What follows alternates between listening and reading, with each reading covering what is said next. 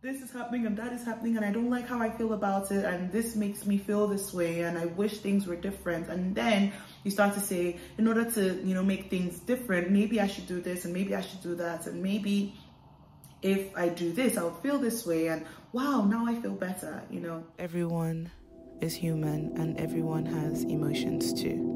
Hello everyone and welcome to my YouTube channel. My name is Remen and this channel is called A Multifaceted Journey, the secret to happiness. First of all, there's no secrets. Happiness is something that you need to create for yourself. You need to actually do the work, put the work in to ensure that you're taking care of yourself, that you're putting yourself first, that you are not overextending yourself, that you are making time to be with yourself. With me, for example, I'm constantly smiling, and I guess luckily or unluckily for me, I have a very wide smile. I have a very wide smile, so it gives off the impression that that I am always happy, that I'm always excited, when in reality that's not really the case. Usually with me, I'm such a hyper-optimistic person that when something negative happens to me or I experience some sort of adversity, because I'm constantly looking for the positives in the situation and I'm focusing on those positives, I rarely dwell on the negatives, and I find that I sort of repress the painful parts of the experience. But I mean, that is good for as a coping mechanism, on a day-to-day basis, so that you can wake up and show up for yourself and you can show up for your life. But on the long term, you find that you're actually repressing these emotions and they're not going away, they're just going inside. And then you spiral. Something little could happen to you one day and then you just spiral and it's like, and then you find yourself having to deal with all the negative emotions that you've been hiding away from, or that you've been running away from, or that you've been repressing, or that you've been just taking away because you wanted to focus on what's in front of you. So I would encourage people to, first of all, sit with the emotions. If you experience something that is negative or something that is painful, sit with the emotion, cry when you can, let it go, be angry, scream, be vexed, let those emotions, drive you to make a change to ensure that you don't experience that again, or, create some sort of coping mechanisms that would allow you to be able to deal with it in a more appropriate way when you end up experiencing these emotions again. The secret to happiness, right? That's what you want to know. Okay. First of all, I think the first thing we need to do is decondition our minds. What exactly is happiness? What is happiness? Happiness is not that mood that you feel when you're like, life is amazing, everything is great. That's just neurotransmitters flooding your system. That's dopamine. That's how you feel when you've had a nice meal, when you've had some chocolate.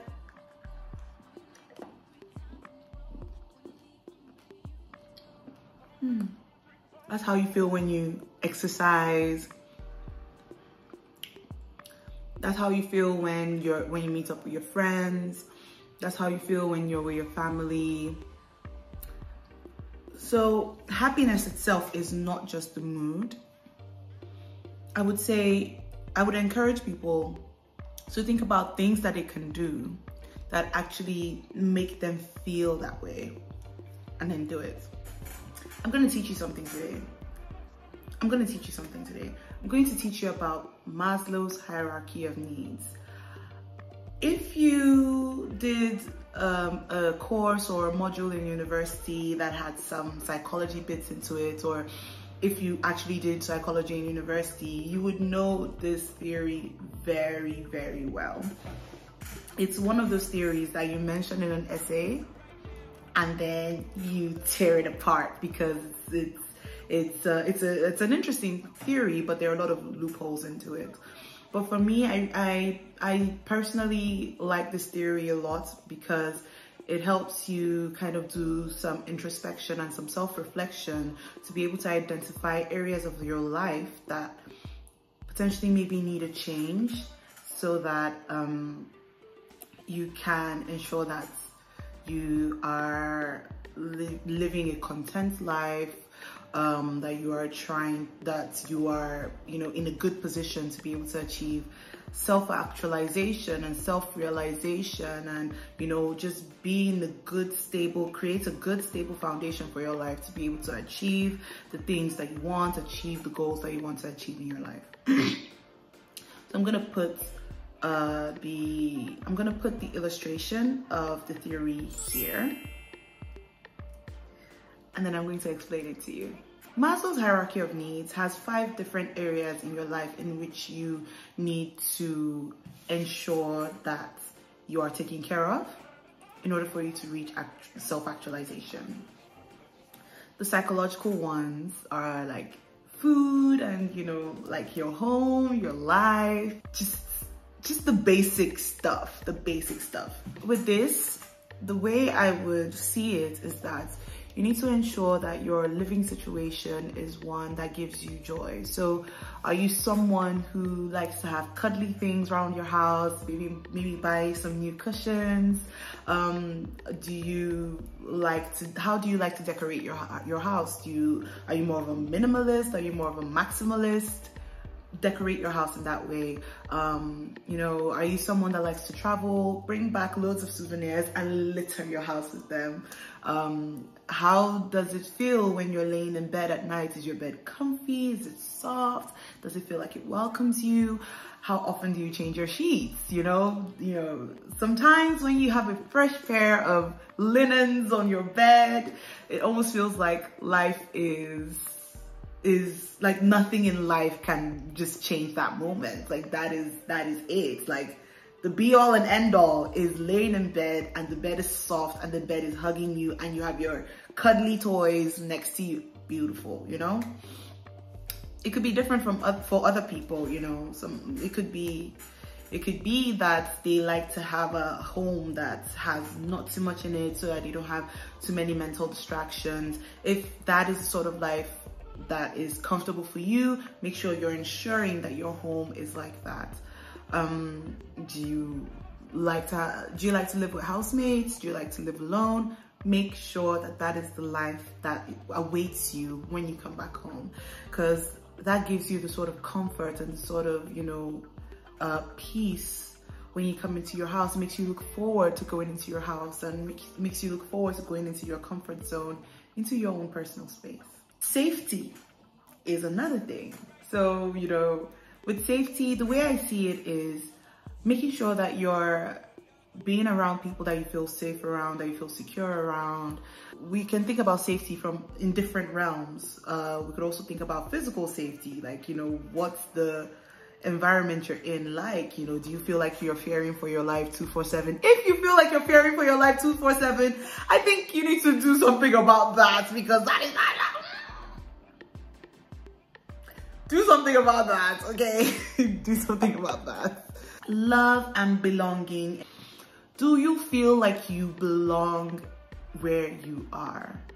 Do you feel like there are enough people that are similar to you to make you feel like you're like, this is where you're supposed to be? This is where you feel safe, you know?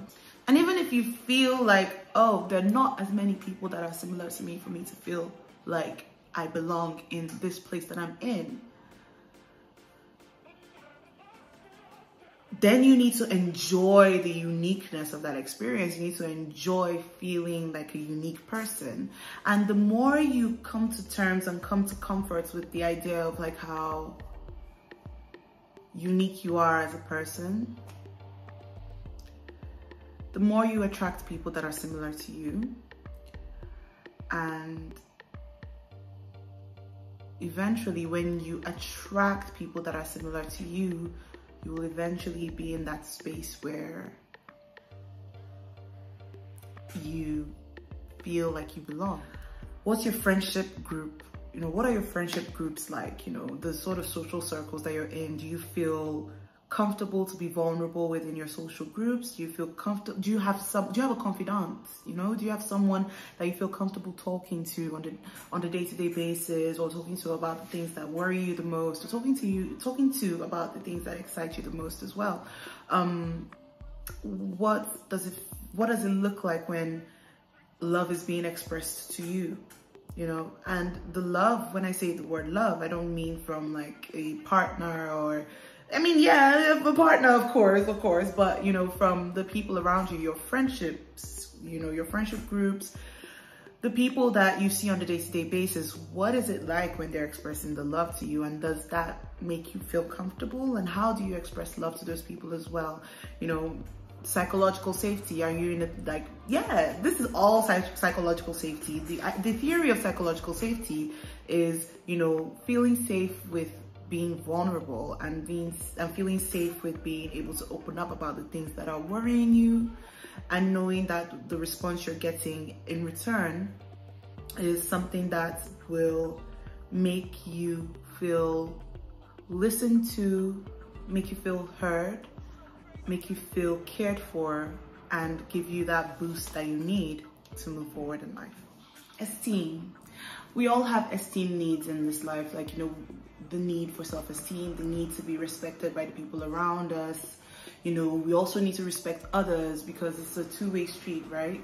We also need to respect ourselves, in the sense that you are making time for yourself, you are, you know, taking care of yourself, you are creating those boundaries around you, and you're saying no. I am someone who is guilty of not knowing how to say no. Like, I don't know what no is in the dictionary, and it's a bit sad, because sometimes I get drained from just overexerting myself. And once you make sure that you've taken care of yourself on that deep level by yourself, naturally the confidence shows when you walk out of your home, when you have to show up for work, or you have to show up for your daily responsibilities. It just naturally comes to you. You just wake up and you're out, and you're like going around the world like this, and it's like, I am on top of the world. That's how you're gonna feel, you know, after you've taken care of yourself in these ways. And if this is still a bit like, I'm not too sure, read a book about it. So there's this book that I ordered online several months ago. It's called The 6 Pillars of Self-Esteem by Nathaniel Brendan. It's very interesting. I think it's something that, like, you should definitely, you know, if you do want to read about self-esteem, if that's something that you worry about, you can definitely read this book.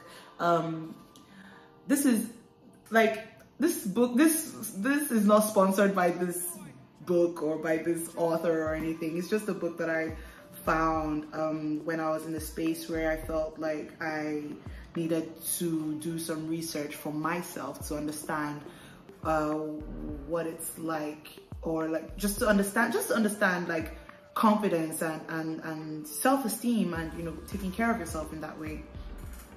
And then once you do all of these and you're practical about it, you make sure, you know, you're making sure that you're doing these on a consistent basis. And again, if you fall off the wagon per se, if you sort of derail a bit with your self-care and with taking care of yourself, it's fine, you know. It's fine, you know. Be kind to yourself. Give yourself that time. Sometimes, again, taking care of yourself and doing all of these things, you know, to balance your life while you're also working, or while you also have other responsibilities that are taking away from your vitality and taking away from yourself. Sometimes, you know, you might overexert yourself with the self-care and overexert yourself with the work, and then you start to burn out and your body just wants to just stop. And it's fine.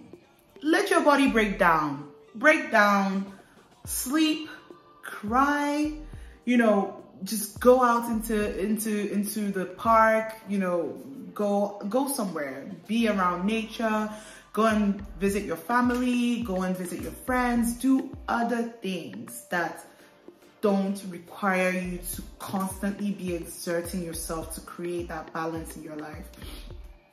And over time, you will find yourself reaching self-actualization. And self-actualization is a state of creativity, you know, it's a state of being comfortable in the life that you have. It's a state of just feeling content and feeling like you can manifest the life that you want for yourself. You find yourself having more time for yourself. You find yourself having more time for your hobbies. You find yourself even understanding what your hobbies are. You know, you find yourself understanding what your hobbies are. For example, for me, one of my favorite hobbies, I would say three of my favorite hobbies. Three of my favorite hobbies are writing, swimming, and singing, right? I realized, for example, that swimming was one of my hobbies, or one of my favorite hobbies, when I would be stressed out at work or just stressed out in university, and I'd be like, I want to swim. Up until the point that my sister started to like make fun of me for always saying, I want to swim, I want to swim, I want to swim. Because, you know, that's just sort of the kind of person I am. I would be like, I want to swim, I want to swim, I want to swim. And then over time, at some point, I finally do it. I'll be like, I'm glad I did it. But then I spent like 2 or 3 days procrastinating about it because, you know, that's how I am. But eventually I did it. With singing, I have a karaoke microphone in my house, and that's something I look forward to every time I come back from work. Get in the train or get in the bus, and I'm like, oh, I can't wait to get back home and sing on my karaoke microphone. And sometimes I would have like a list of songs that I'm listening to on the bus, and I'm like, okay, when I get home, I'm gonna sing this one, and I'm gonna sing that one, and I'm gonna sing this one. And writing, my website, remen.com, I have loads of blog posts about different emotional states. So I love to journal. I have a journal that I've had since 2018 that is still, you know, it still has some empty pages. You know, I'm gonna feel really sad when I fill up that book. It's massive, by the way.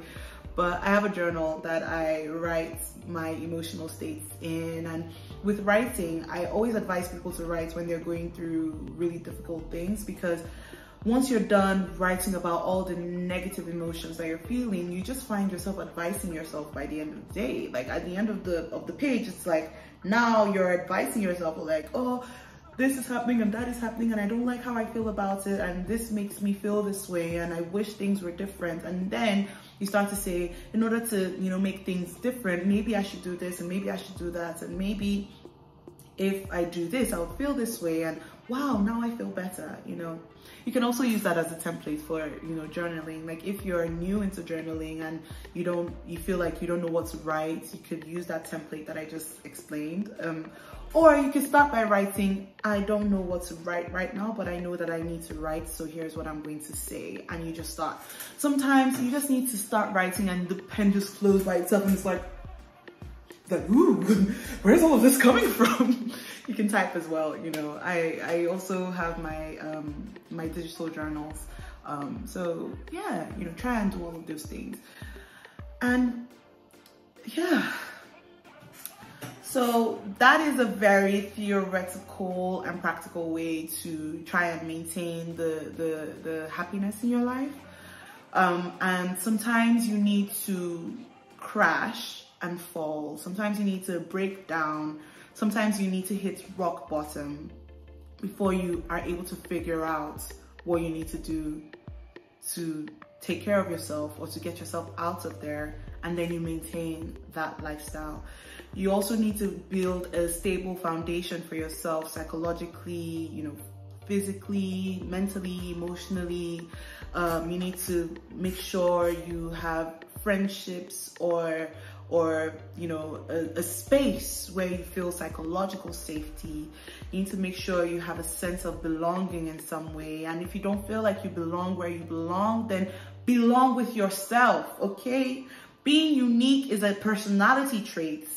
It makes you stand out of the crowd. And the more you accept yourself the way you are, the more you attract things that are similar to you, the more you attract things that give you balance, and the more you move forward with your life. So I hope this video helps. Please like, share, and subscribe. Leave a comment if you like this video. Share it with someone who you think it would be useful to. And let me know what sort of content you enjoy. And watch other videos on my YouTube channel. Watch other videos.